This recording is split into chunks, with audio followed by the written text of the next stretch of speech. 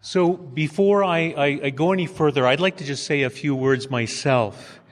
And I want to say that we are deeply grateful to our partners that are here today that have helped the Blood Tribe Department of Health attack the opioid crisis. It's been devastating this community for many years.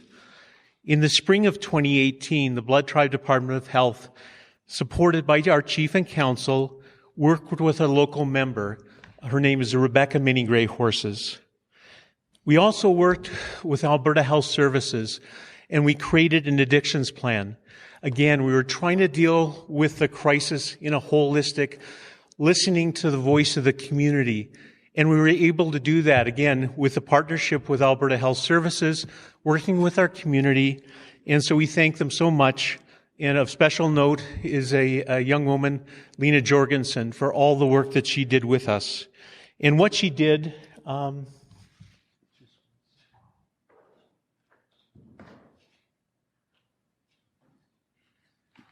again, Rebecca Mini Grey Horses and Lena Jorgensen, they created an addictions plan.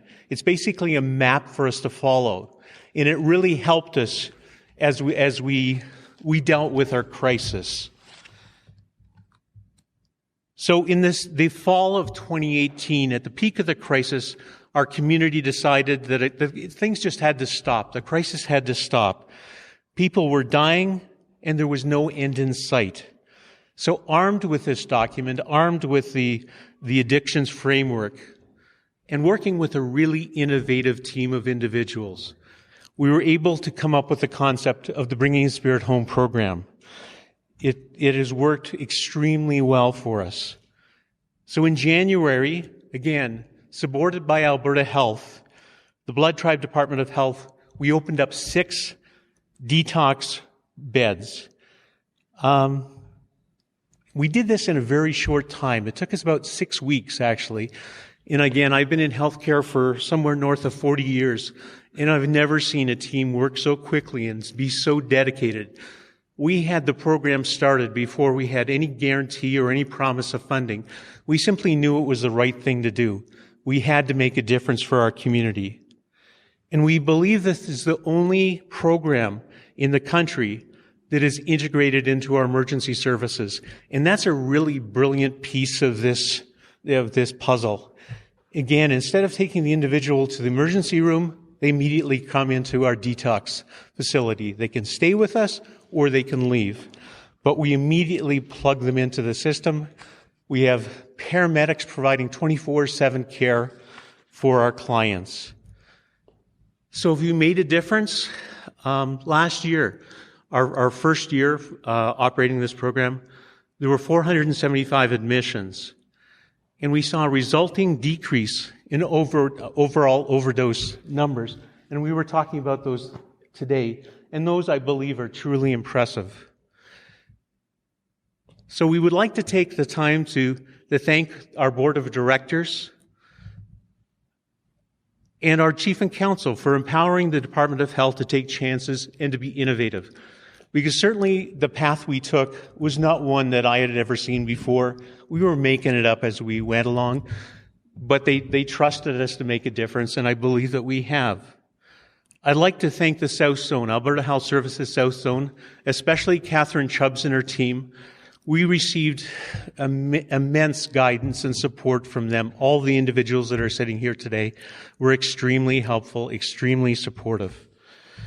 We'd like to thank the First Nations and Inuit Health Branch. Because of their contribution, we have children being served in our program.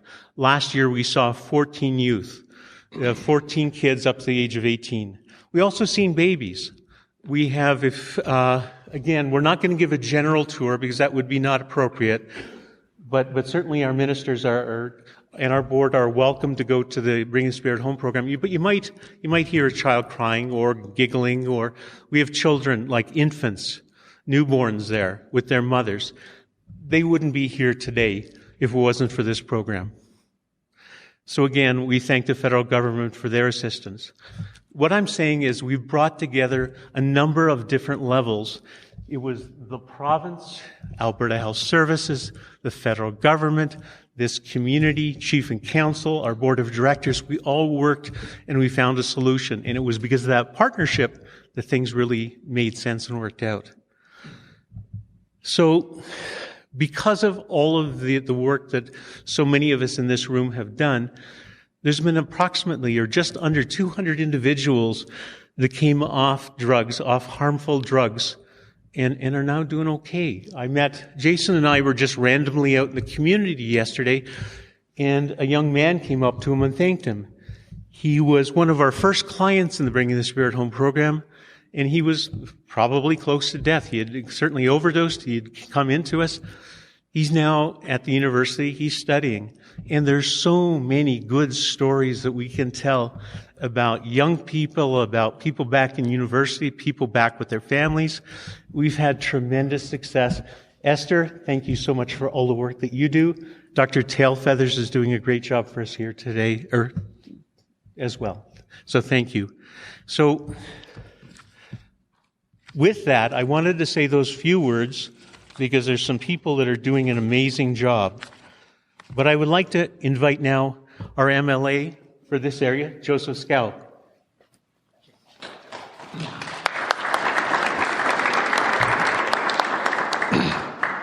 Thank you for that kind introduction, Kevin, and thank you from the bottom of my heart for the incredible work you've done in this seminal program. You are literally saving lives, and it makes a tremendous difference here in Southern Alberta. Thank you. Thank you for having us here today in this important moment. It's been a few years now since the Blood Tribe in Alberta began seeing record levels of addiction, overdose, death, and crime.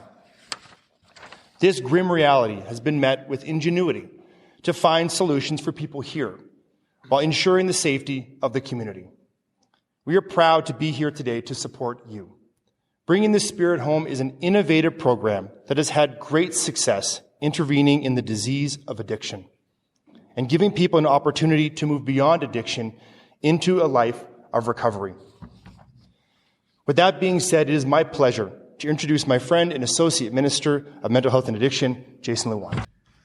Thank you, Joseph. Thank you, Kevin. It's indeed a great pleasure for me to come back here. Short after I was appointed as Social Minister, this is one of the few first trips I made and observe programs and learn the great work you guys do. And we met quite a few of you at that time. I vividly remember this program is one of those very innovative, creative ways that came from the community itself. I call it Made Alberta Solution. So, having followed the program over, the time since I've been in the post and coming to today, it's truly, indeed, a pleasure. So thank you for the great work you guys have been doing. Before I begin, I want to acknowledge a couple of my colleagues here and some of the dignitaries here. To my right is Honorable Doug Schweizer, the Minister of Justice and Solicitor General. He will follow my speech, will share his thoughts with us. Of course, you met with your local MLA, Joseph Scow. I call him my housemate. We sit beside each other in the house. And it's a so lovely advocate for your area here. So he deserves a round of applause for all the advocacy and speaking on your behalf, bring all the work that we need to do here. So thank you. Of course, we have Elder John Chief Moon. Thank you so much for the meaningful start of today's blessing. Really appreciate that. Chief Roy Fox, the council member that we met, have shared with us so many stories and learnings here. Martin, of course, Martin Heavyhead, the Blood Tribe Department Health Chairperson. Thank you, Martin. Not only your personal story, your experience, you worked in the field for so many years. Now you're in a governance position, helping shape where the direction will go. I very much appreciate all the feedbacks you've been sharing with me. So thank you so much. Kevin, of course, CEO for the Bring the Spirit Home program. Kevin from, I think I missed you when I visited here, but he went all the way to Calgary chased me, and in my constituency office, we had a wonderful meeting there with you and Jason, and learned quite a bit of stuff. And I think that meeting is so constructive, led all the way to the development to today. So thank you for your great leadership, for bringing people together, making this program really work, and saving lives. So thank you for that. Ladies and gentlemen, before I finish, one more. Kyle Melton Tao, the Chief of Police at Blood Tribe Police Services. Over here. Okay. Thank you so much for your support, for your great work being a partner here. Let me begin by saying our government is engaged in the rapid expansion of addiction treatment across the province. We know that there are many paths people take to reach long-term recovery. Ideally, this path should have a starting point from where the person's home community is. And this is exactly where this program started. It was created right here in this community, and it is a starting point on the path out of addiction and toward treatment and recovery. If I quote part of what Martin and I talk about is, the program started with handling the crisis. People are overdosing. A lot of people are risking their lives. To where now your focus gradually transfer the focus into long-term recovery. And I think in your world, you talk about this is a real deal. This is a life changing process. That's exactly how our government envisions in this addiction, provincial strategy. You hear our premier talk about last year that we committed to increase 4,000 treatment spaces in our mandate. Let me tell you this. By today, we have already accomplished 3,000 of those 4,000 target that we set it up last year. So we're absolutely moving very rapid into that focus. So speaking of your program, in a few years since you've been started, we have received wonderful stats and credit to all the work you guys led to do this. Over 500 people have benefit from your program, and many people's life has saved as a result of that. And the creation of this program has caused lots of demand in the community. I understand the current waiting list is 150 people. So this is why we're here today. I'm proud to announce that our government is providing $2.2 million per year for the next 3 years, or $6.6 million to expand the program. We're going to expand the treatment and recovery space from the current 6 beds to 24 beds as our demonstration of supporting the innovative initiative for this. So round of applause to all of you for the great work.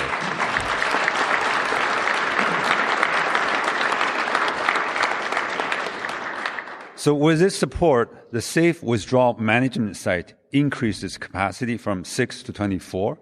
This means that additional 3,755 spaces over the next 3 years will be created. The program provides not only medical detox services and clinical care, it also connects clients to other services to help them continue on their path to treatment and recovery, and transition back into the community. We have heard from many people this program works. We know recovery works, and we will continue to support programs like this one, and that is designed not only serve clients, but to serve the community as a whole, and to make it better, safer place for everyone in our community. So that's our commitment, and like I said, we started this. We're going to be continue accelerating our pace, and I'm very proud our government is taking this direction. We've been watched over, the nation that others are saying Alberta, the Made in Alberta solution and Alberta model is very well poised to lead the nation on this file. So I'm very proud that we're leading on that way. So thank you so much. And now